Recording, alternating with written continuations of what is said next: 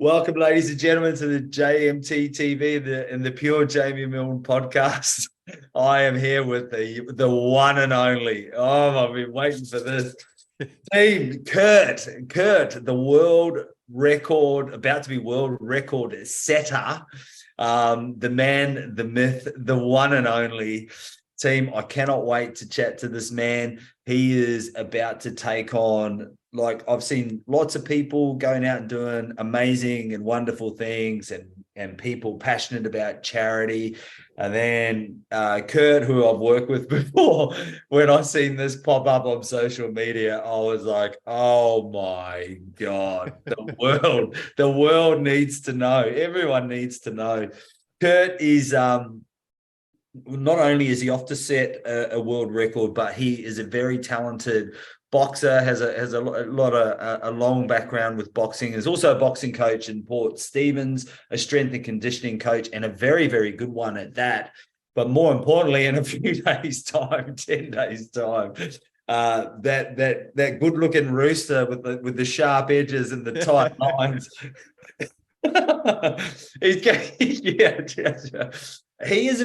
Kurt is about to jump into the boxing ring to set a world record. And correct me if I get this wrong, Kurt, 8.5 hours of boxing. Is that right? Yeah, that's the current record. So that's what I need to go beyond. Oh, breaking, mate. My apologies. Breaking a world record. Yeah. So that's 127 rounds. Is that right? That's correct. Yeah. Now these are not the masters rounds that some of us senior citizens take part in. These are fucking real. These are legit 3-minute rounds with a 1 minute spell, a 1 minute break in the middle. Correct. Ladies and gentlemen, and this is, I had a look at like a couple of hashtags that were going around on your platforms and stuff, and would I get this right? Stand up to bullies. That is correct. And you're doing it for headspace as well. Yep. Yeah. So the day it actually falls on is National Be Kind Day, which is the 2nd of March. So that is more of an anti-bullying / mental health sort of day. Yeah. But then headspace themselves are more in the mental health space. Mm-hmm. So obviously they go hand in hand. I think building sort of mental resilience and the workshops that Headspace create really aligned with the anti-bullying theme. Yeah. To bring that sort of full triangle back to me, I know, year 7 or 8, when I found boxing myself, that was a time where I sort of took it up because it was like, everyone goes through a bit of bullying, end of sort of primary school into early high school, you get a big awakening call of this is the real world and these are the big kids. Yeah, I'm not the toughest anymore. Yeah, no, that's right. Oh, fuck. Where's my lunchbox gone? Yeah. Okay, that guy. Yeah. So yeah, it was sort of like the natural progression. And I guess my parents were like, this is a good opportunity to build some confidence and discipline, resilience, all the things needed, and that also correlate well into mental health. Yeah. Good work, mum and dad. Shout out to the mum and dad, mate. That's great.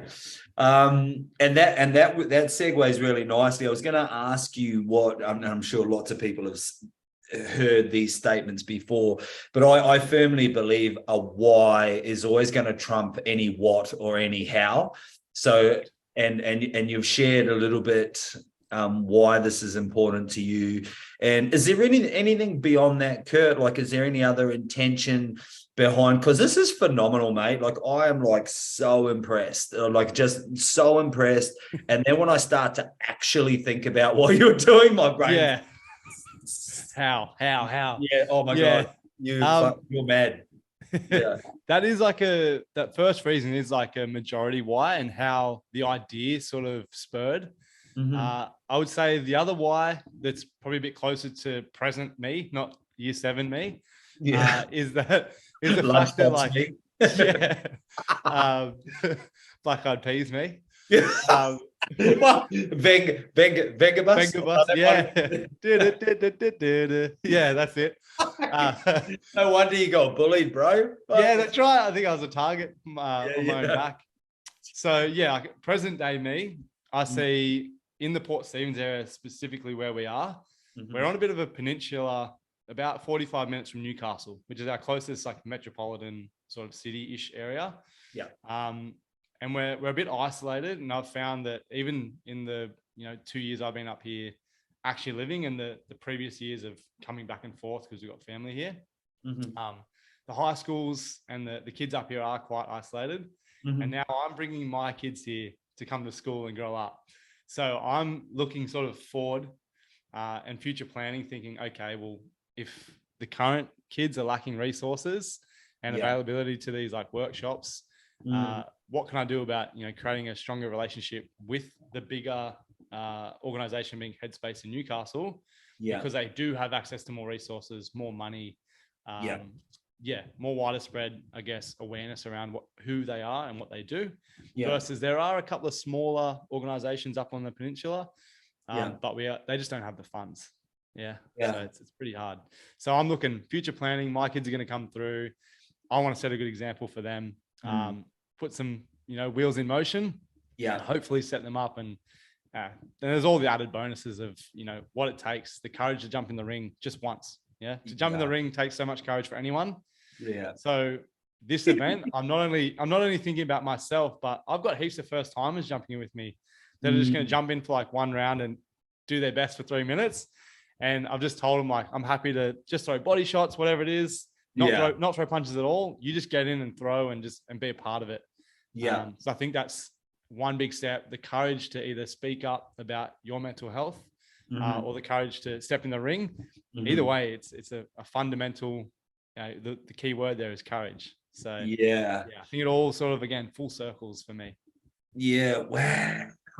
That would make, that certainly would put a lot of enthusiasm and purpose behind what you're doing. And I think I love how you do it remarkably well, how you said sort of future planning. I mean, we hear that saying, the luxury of hindsight and all that other stuff. I think a lot of people lose sight or forget that there's foresight as well. And having that foresight to go, well, it looks like my kids are coming through here, and there's other kids that need these things too.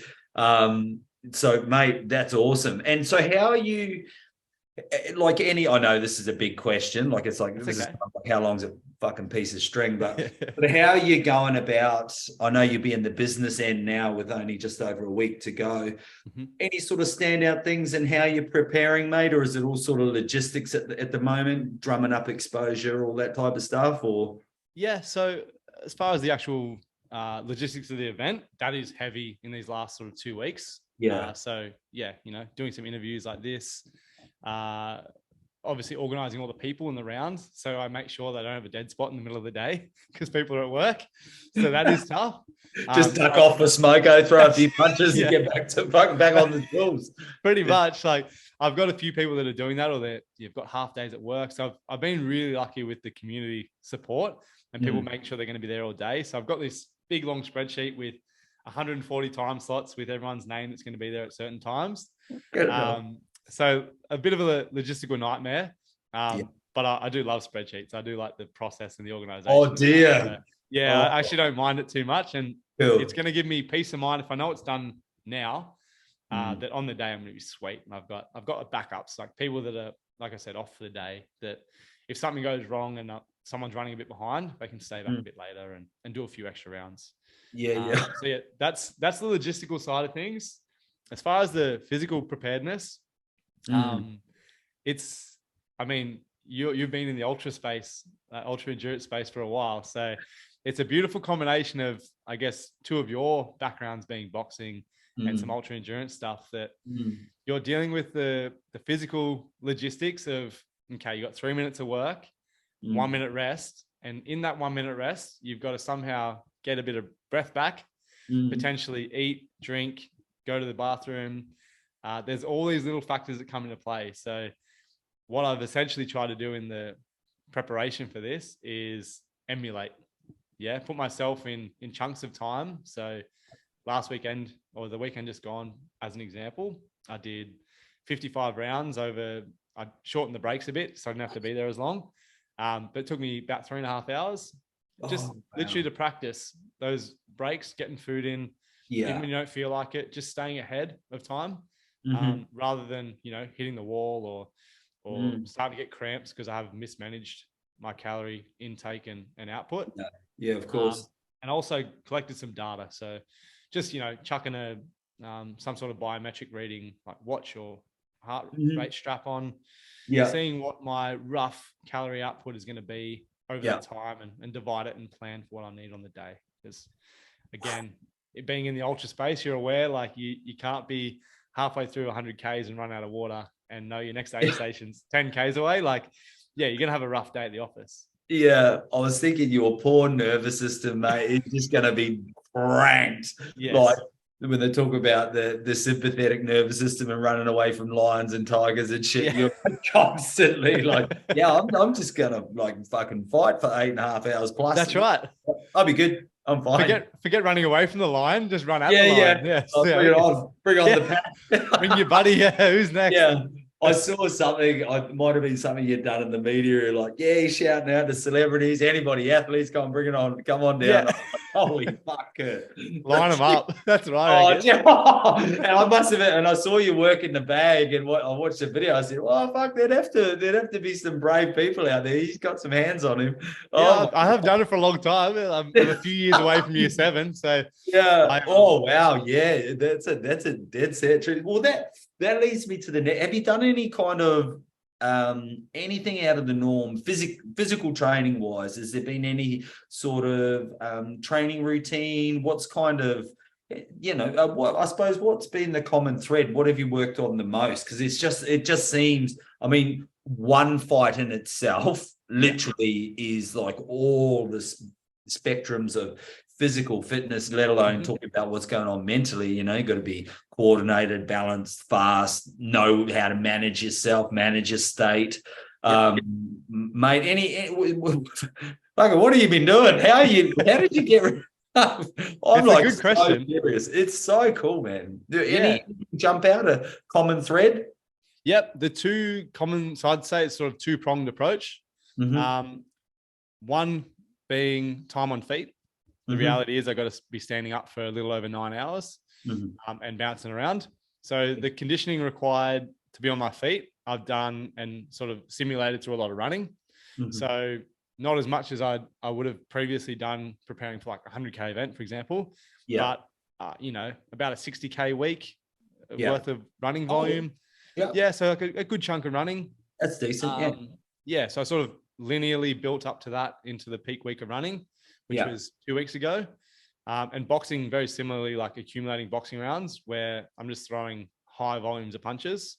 So how I see it is I've compressed what I need to do on the day and done it in higher volumes over shorter stints. So shorter break times, but emulating how many punches or how much time I need to actually be on my legs. So essentially I've just worked backwards from what's the requirements physically on the day. Wow.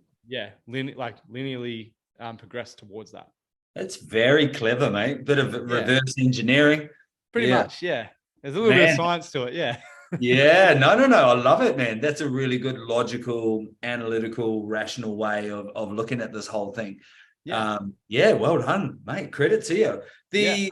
So switching away from the logical, analytical stuff into more of the sort of abstract, and even the mental side of things. What have you got in mind, like for mental focus? Like what springs to mind when you think of mental performance, mental resilience, and what you're about to embark on? Any tools in your tool belt, mate? So a couple that I've practiced and hopefully will preach on the day. I would say one strategy I've got in place, which is almost like a contingency just for my mental focus, is that I'm not keeping anyone in there longer than like 3 to 5 rounds. So if they're going to stay around and do more, that's cool, but they've got to like alternate with people.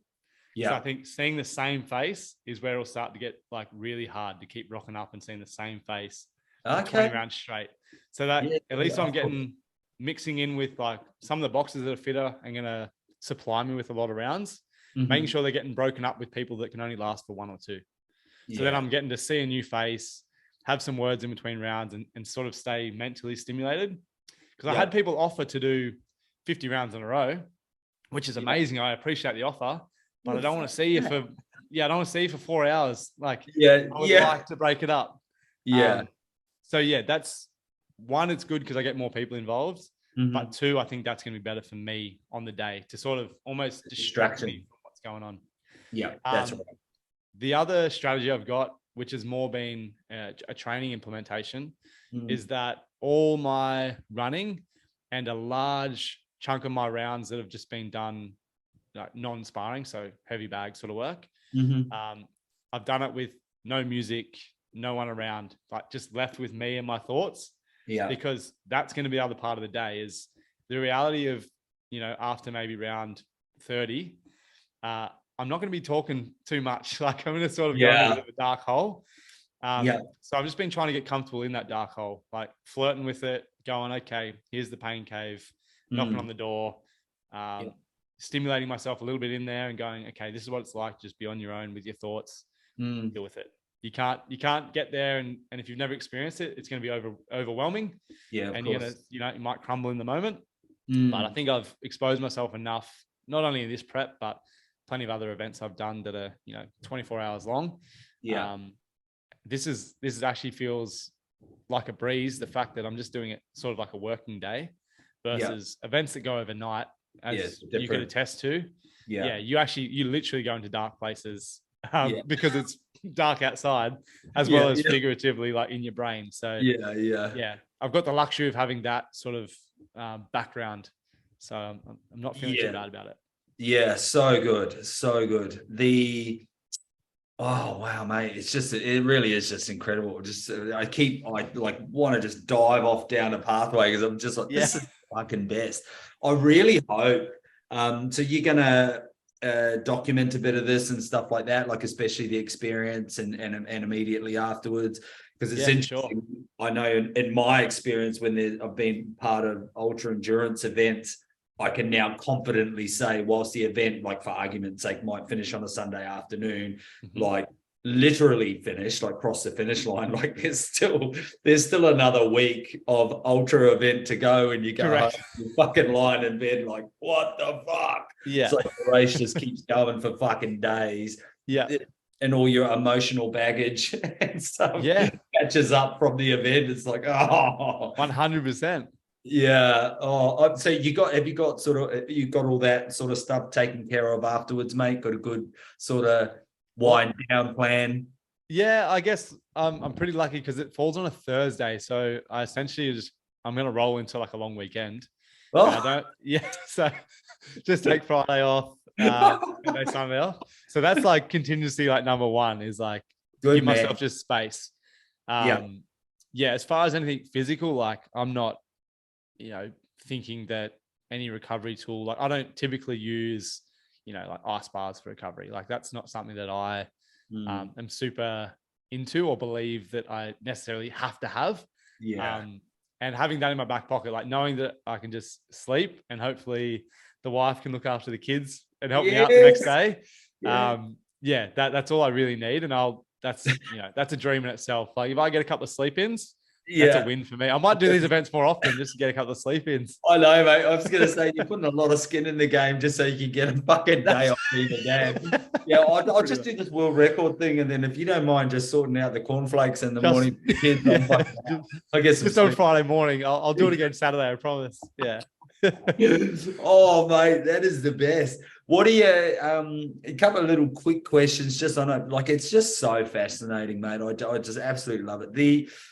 What's your thoughts on how are you gonna, what's your intention on, or how are you going to keep sort of energy up, keep enthusiasm, to keep pushing? Because I know I totally get the distraction and, new fighter stepping in the ring. My concern, so I immediately went to, I can just imagine old mate fucking Mick or somebody like that jumps in sprightly as anything, fresh as a daisy, and start teeing off. And in boxing, I mean, I've always noticed that there's a bit of a mirroring and a matching or a leading and a pacing. If another fighter gets in and they fight a particular way, or they brawl, or they actually box and stand back, then sometimes we'll mirror. And, a shit fighter will look really good against a real fighter because they'll mirror what they're doing and they'll start all the shit. What's your thoughts around how are you going to manage your energy, mate? Like, you got any tricks? Tips? I've got a couple of things. So you've already mentioned, and I've already mentioned about having new faces. The people that are real novices or like first timers, they're the ones I'm worried about. They're the ones that I I don't know know. how strong they are. They Yeah. might come in and start like banging because they're fresh and I'm 100 rounds in. So like they are the ones I'm concerned about. But I've strategically like got the guys that I've been sparring with throughout the prep. And there's probably a solid group of at least 8 people that I've, rolled around each week and done a lot with. Yeah. So those guys know that they're there to sort of carry me in a sense. So like match my energy. If I'm struggling to move a bit more so it looks a bit better, you know what I mean? Like they can hold up their end of the bargain.